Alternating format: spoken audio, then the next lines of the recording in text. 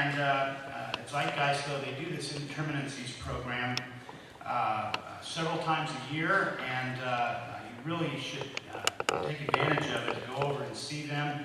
You can find them, of course, on Facebook at Indeterminacies, and they'll fill you in on all the great events they have coming up. But it really is a great program.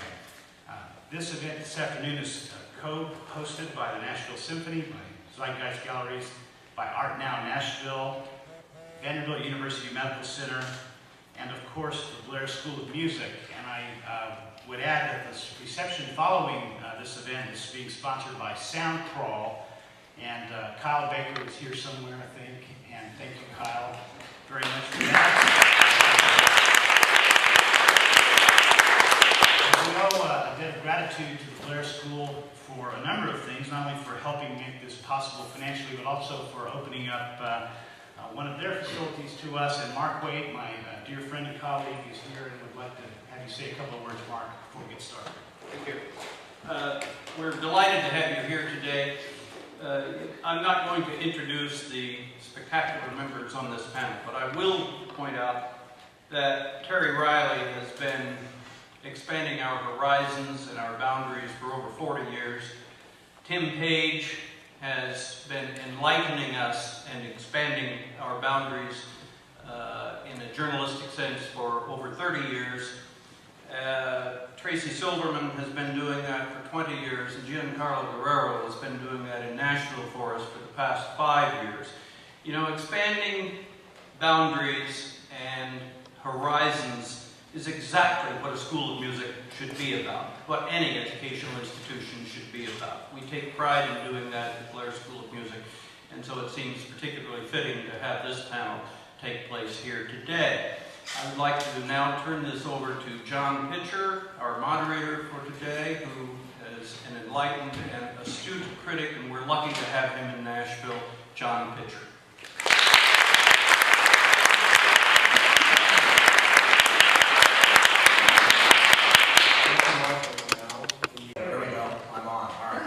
Thank you, everybody. Usually with these Indeterminacies programs, we start out with the host or moderator talking about, giving a biography of the guest composer. Often the guest composer is not always there.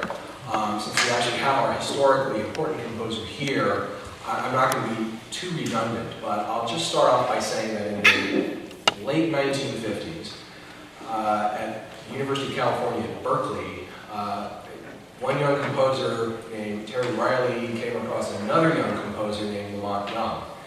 And Lamont Young was coming up with an innovation of his own called long tone technique. And in this technique, ultimately Terry Riley found some inspirations to write some music that has changed the way we actually listen to and perceive music in the second half of the 20th century. By way of an introduction, I'm just going to read the opening paragraph from the amazing Alex Ross's The Rest is Noise about Terry Riley. And I'm going to start asking some questions. Lamont Young has never written anything resembling tonal music. For some reason, his ears have a strong aversion to the fifth partial of the harmonic series, which is tied to the interval of the major third. Without the major third, the triads are impossible. Terry Riley's contribution was to add the sweet sound of triads to the long tone process. This move completed the minimalist metamorphosis. And from that came a piece in 1964 called In C, which, for all intents and purposes, launched minimalism in music. So I thought, just for starters, I'd like to ask Terry if you could recount some of that historic period in Berkeley, meeting Lamont Young and sort of finding out about this long tone process and how that influenced your composing. You would think that you were, the experience of the music is very much like being in a time capsule, because at first you're a little bit fidgety, is anything going to happen to this note? And then you find out what's happening is really to you, your consciousness. So it was one of the first experiences I had with, I'd say, consciousness-altering music. that music that doesn't entertain you, doesn't paint any melodic pictures or rhythmic pictures, but it's a stage, once you enter into it, you feel like you're getting inside the sound. And you're living in that sound, and it becomes a world. And later on, many years later, we got people like Brian Eno doing what's called ambient music. So I think that that concept in the 50s was very hard for people to get their brains around, and Lamont was kind of just dismissed as a crackpot, but he kept at it, and his studies led him to then to correct these long tones into just intonation. And it was interesting that he avoided the fifth, because when he began working in composition, he was working in equal temperaments. The trio for strings and for brass and all these pieces were written in equal temperament. Well, the equal tempered third is 14 cents sharp to a just third. It's actually a very unstable interval. It would be considered a dissonant interval instead of a consonant interval. And I think his instincts told him to avoid it because it was so out of tune, the equal tempered tune. And then when he got into just intonation, he was already on that path. And he basically kept his tonal palette restricted to multiples of 7 and 9 and 5, and not 5, 3. So 3, the third is the fifth, the perfect fifth, right? So, and the seventh is the second, he uses the seventh harmonic, and then he would use 7 of 7 and 5 of 7, 3 of 7. And so that you get intervals like 49 over 48, really small microtonal intervals in just intonation. So at this period that we met at Berkeley, I had no idea that all this was going to be coming in later years. But I was fascinated with the experience of music that was basically vertical. Everything was stacked up, and you just got inside that stack and experienced it. And tell me, because I know that when you were hearing some of the stuff that you started thinking about how you could apply it to perhaps writing music for amateurs, right? Because wasn't that part of what you were thinking about with NC? Well, it was sort of necessity. NC was, when it was composed, I wanted to perform it, but most of my friends in the San Francisco Bay Area were not professional players. Yeah, but most of them could play something. And so NC was written in such a way that there's actually a little bit of sophistication in each of the patterns because it's polyrhythmic. Each patterns are different cyclic links, 3s and 5s and 7s, in terms of beats per measure.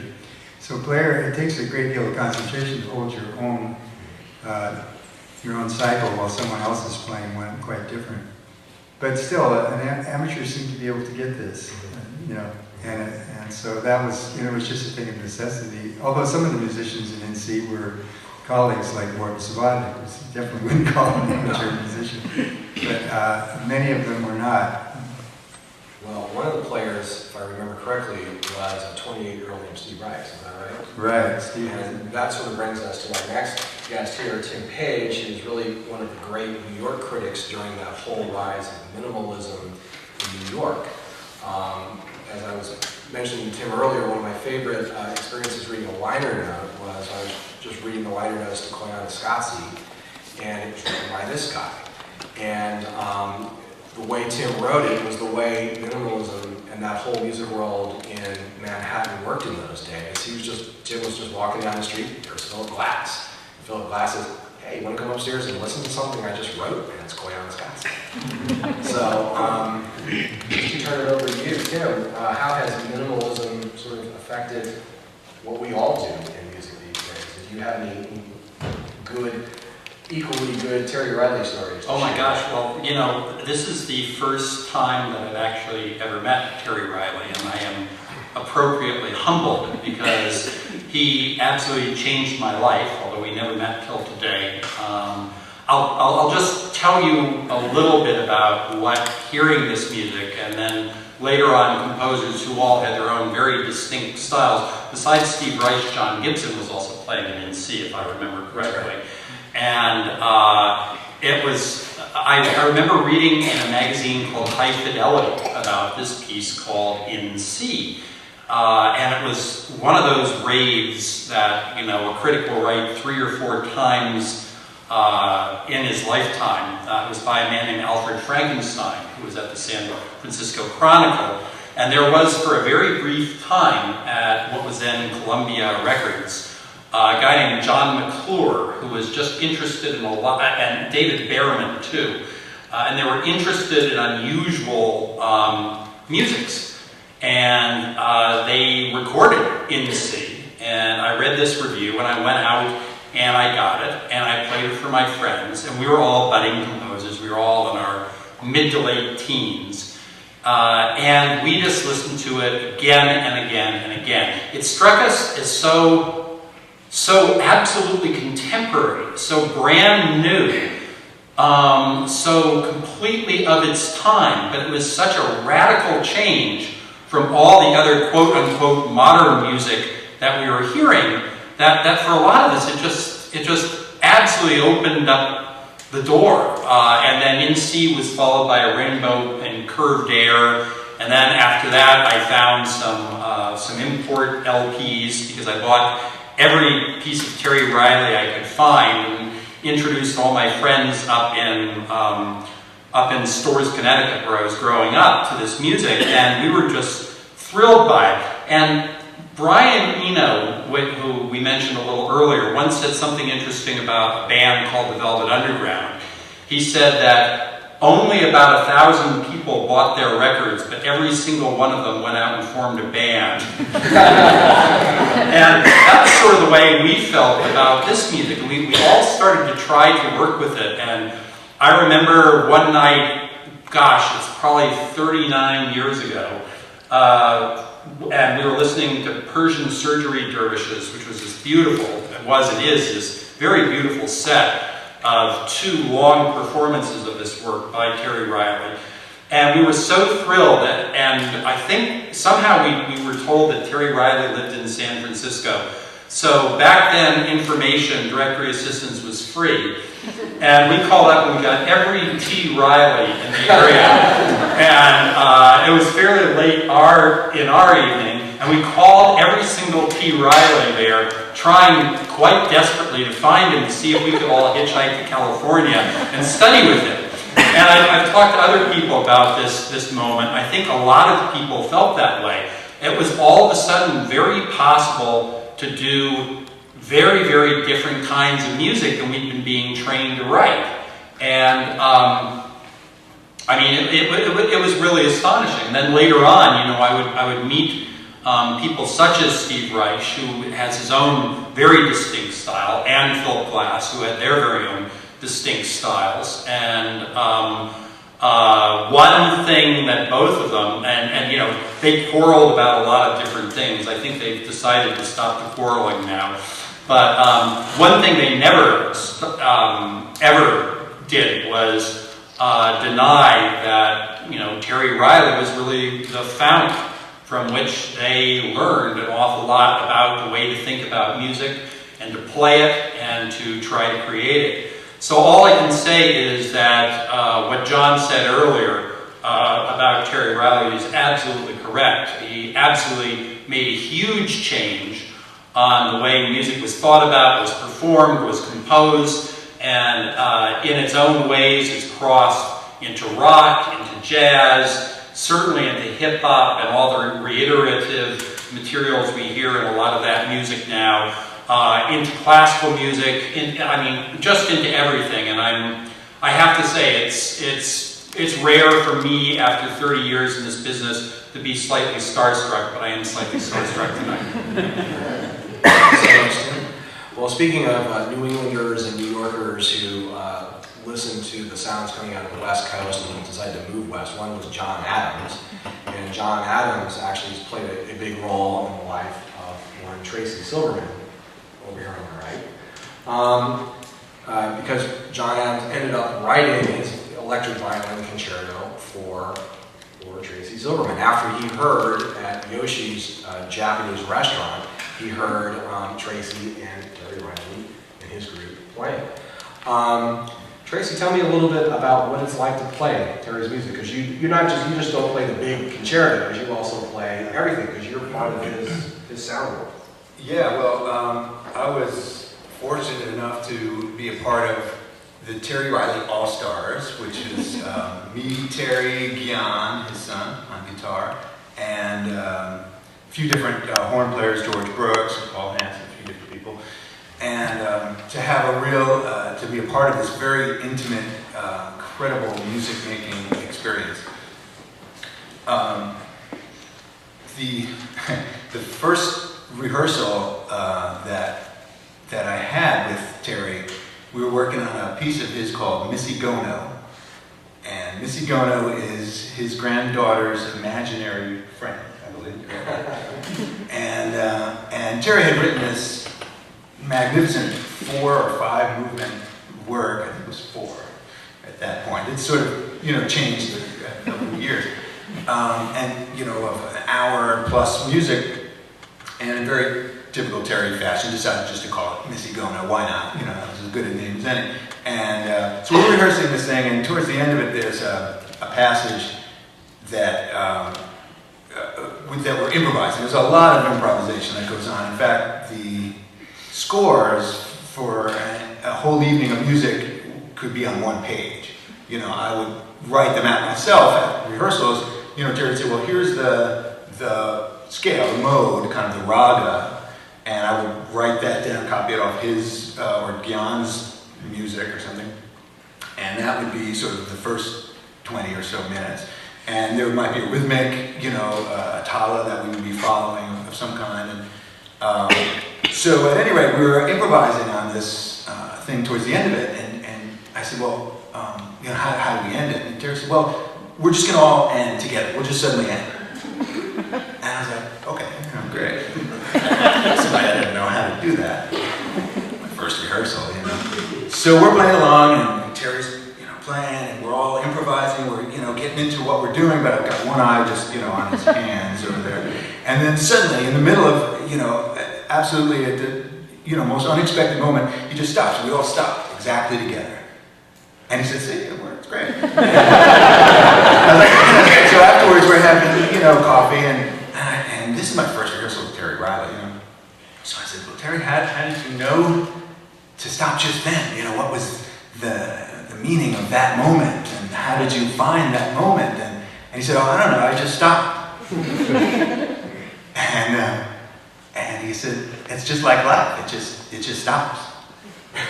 And I said, okay, this is about a lot more than just music, isn't it? So that was my first encounter with Terry's music, and then to be, just to be a part of that inner, compositional process has been fascinating and a huge influence to me.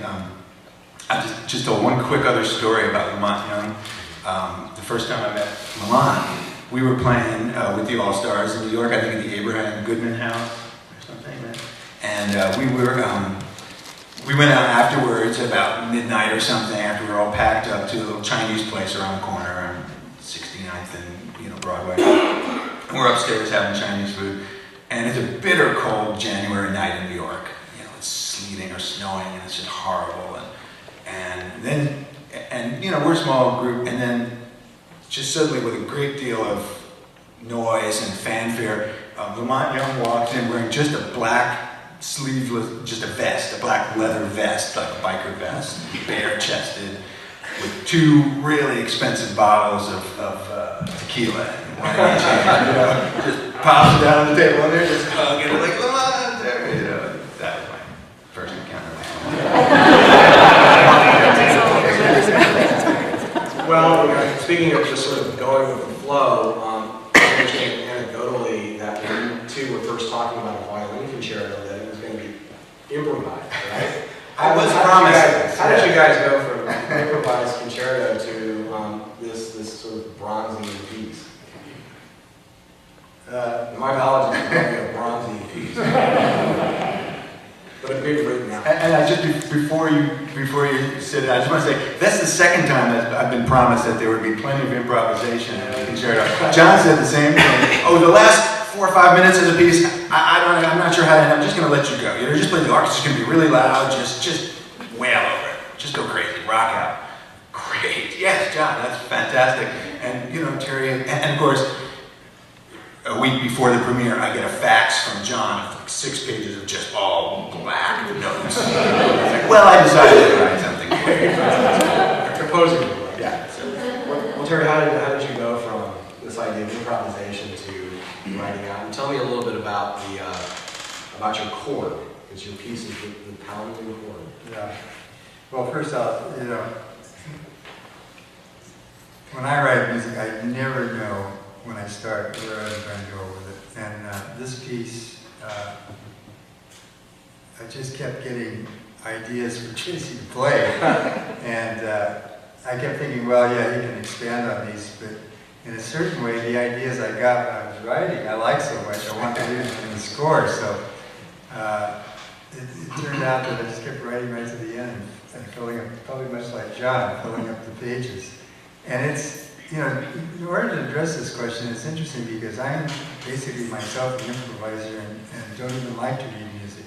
And I like to play without music. And, you know, and I grew up in kind of a background of jazz and Indian classical music and improvised forms where you don't, it's an oral tradition, you don't have notation. But then I got kind of stuck being a composer and you know, writing for orchestra is such a dilemma for me because I'm not essentially that kind of person, you know, to tell a lot of people what to do. But once I started writing, I started seeing the architectural possibilities of how everything relates, and I think that's why this piece turned out to be all written, because all the parts, I don't know if you agree with this, but they just make sense. I mean, what I wrote for him, to me it makes sense that it fits together with what the orchestra's playing.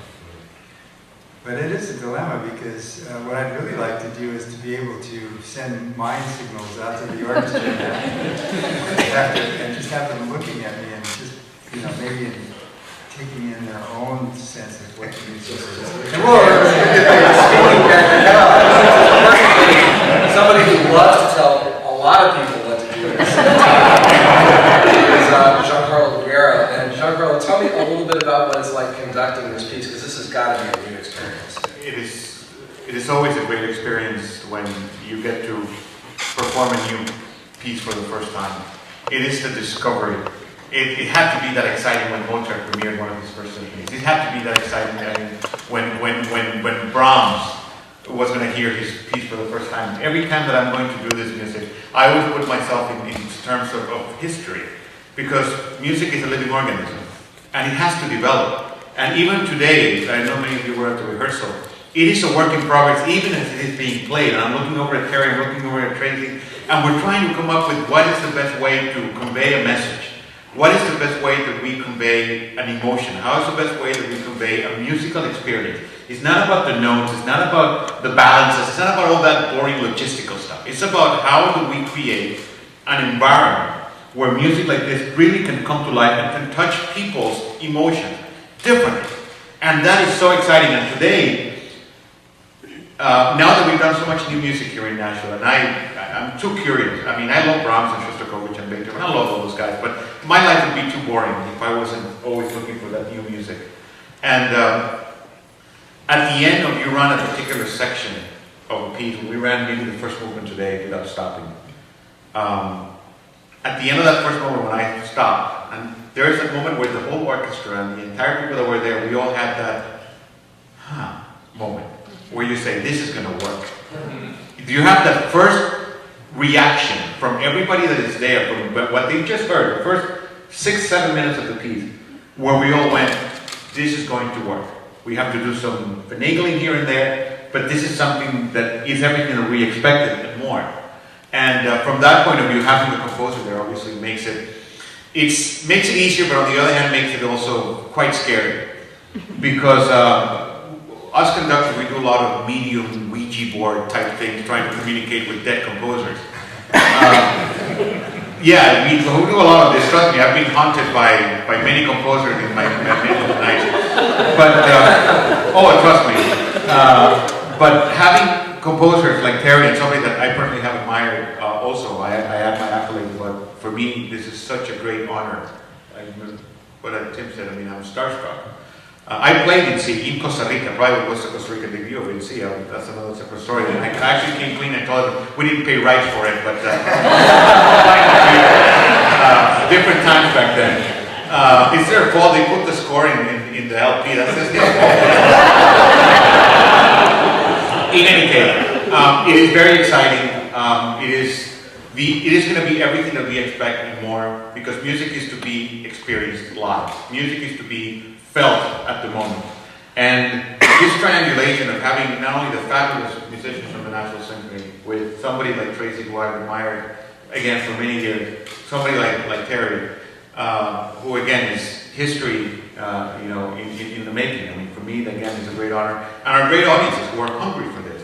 I think it's a perfect environment to leave something for the future. As we're doing this, we are expanding our repertoire. We are expanding the great workhorses of tomorrow. And I do believe that with all of these things being said, this is what we're doing. We're changing history as we progress, and I couldn't be prouder to be a big part of it. Can I jump in here for a quick second and just expand on that? The idea of expanding the repertoire and new music. Nashville Symphony has been so committed to new music. And I'm not sure if everybody understands when an orchestra commissions a new piece, they have no idea what it's going to sound like. It's a complete leap of faith.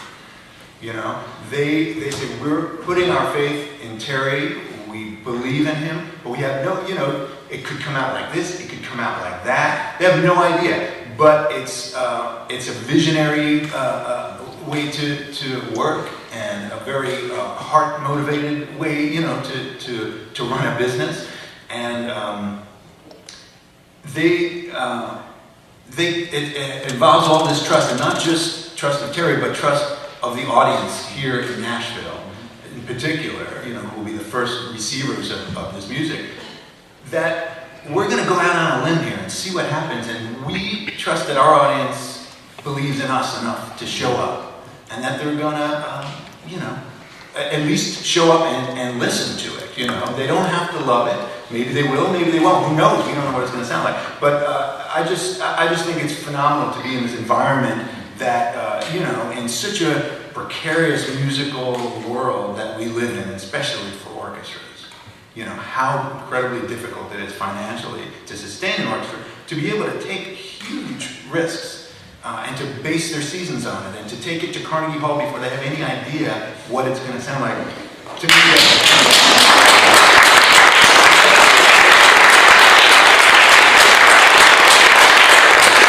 I'd like to add something from a critical perspective. And I was actually involved with an orchestra for a while during a brief part of my life, and I know how tough it is to work for an orchestra. But I will also say that the New York critics and the New York musical intelligentsia gets to be a pretty jaded lot. And it's so appreciated, just on every single level, I think, that you are going to bring a program of this enormous interest to New York, to Carnegie Hall. They don't need another Brahms first.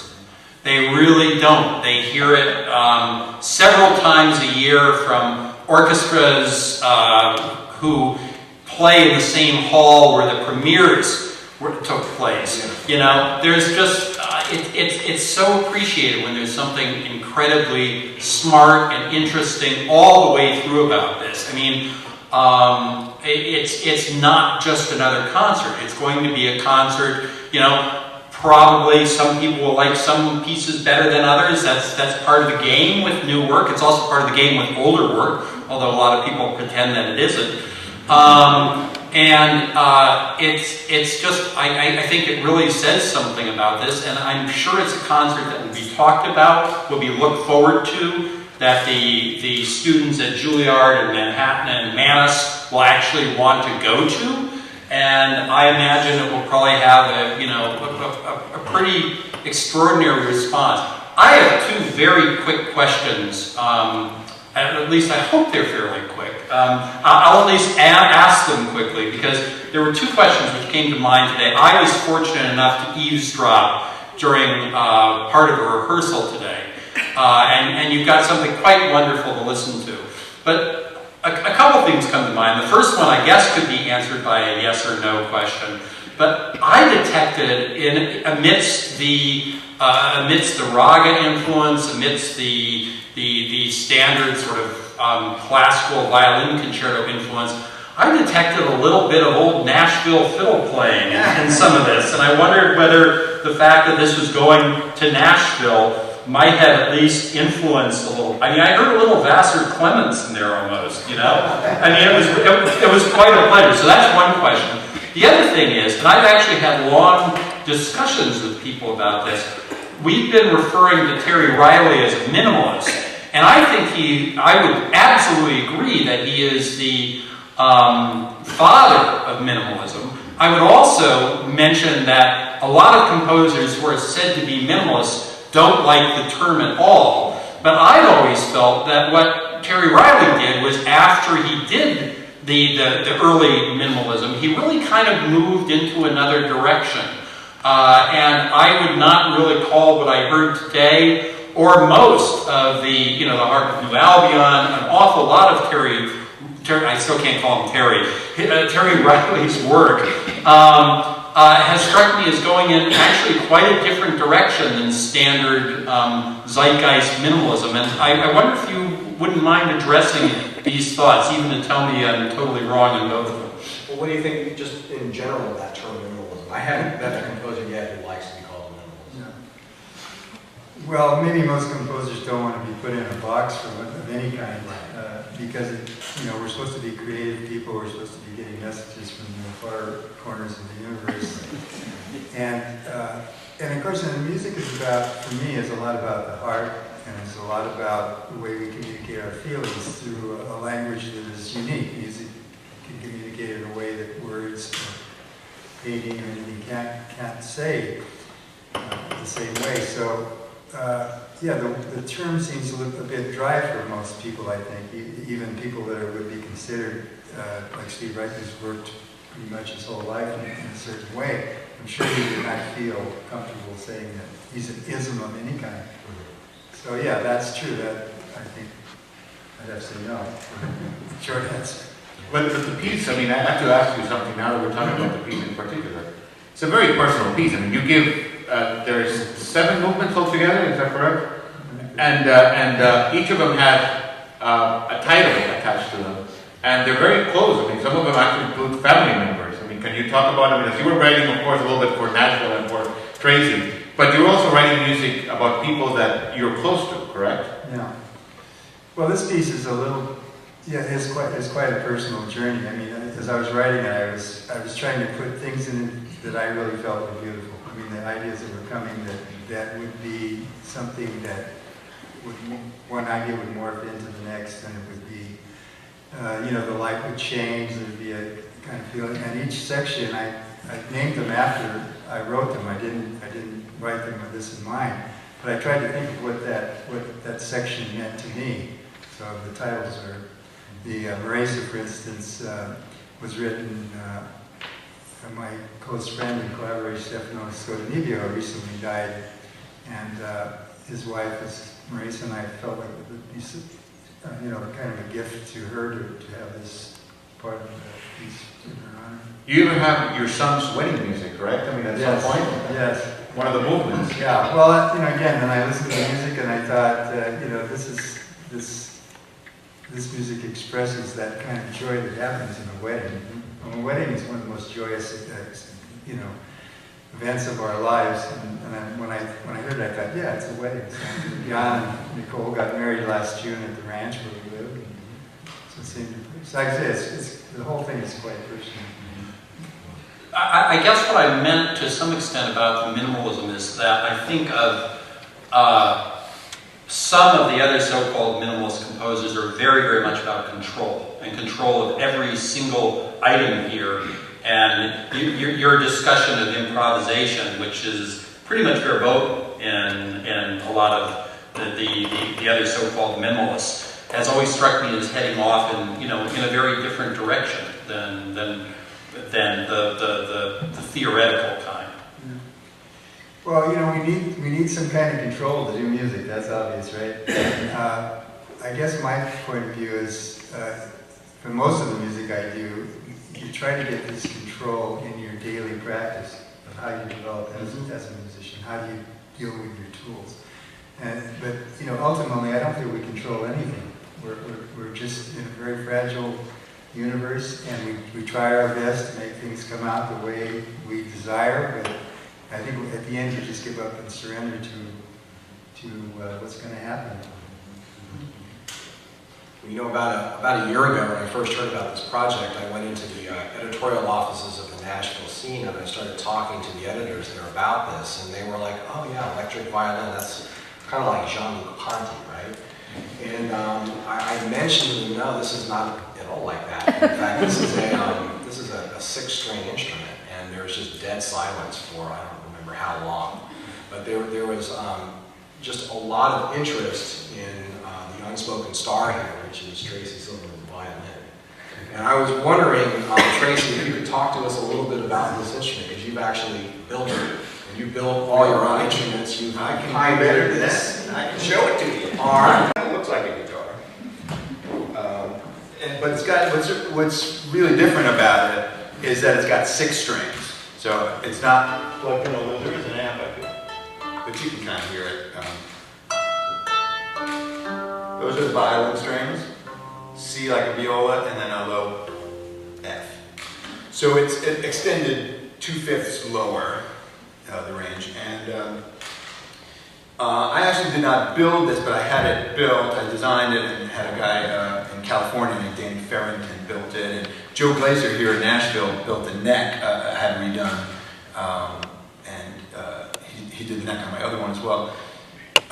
So yeah, that's the axe, and something I've been playing for about 30 years. I started playing one that didn't look nearly as cool as this one. I did make the first ones that I started playing, which was in 1981 or 80, right after I got out of school. And I built my own because there was no place to buy one.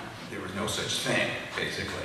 So a friend of mine, I joined a rock band and had this little, an acoustic, my junker kind of violin, a little like school violin, and I had a pickup on it, and I showed up, at this band, and the drummer had, 30 tom-toms, and the keyboard player had 5, like Emerson, like 5. It was in the 80s, and it was a super, prog metal band, and just ear-splittingly loud. The guitar player had stacks of Marshalls, and I can remember this little Cube 60 amp that I'd been, hauling around on the subway, and I, was like busking on the streets and stuff. This is like, getting real after being a Juilliard, And so then I show up at this, with this band, rehearsing in our rehearsal space under a bagel store in Co-op City in the Bronx, and with my little acoustic violin, and they're like, "Dude, you gotta turn it up, crank it up." And I tried to crank it up, and it would immediately, woo, just feedback because it's a violin.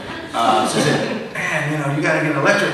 There's this guy who makes electric violins, Mark Wood. You gotta, find him, call him." So I did, and Mark had just made one of the first 6-string violins ever for himself, violin player. And I said, "Mark, man," he said, "Yeah, come on over. My dad's got a working shop, and we'll build one. We'll make one." So that's how I started, and this is about the 10th one over the years that I built the first 2 or 3 myself, and then I decided life is definitely too short. I'd rather just play them, so I've had guitar makers make them.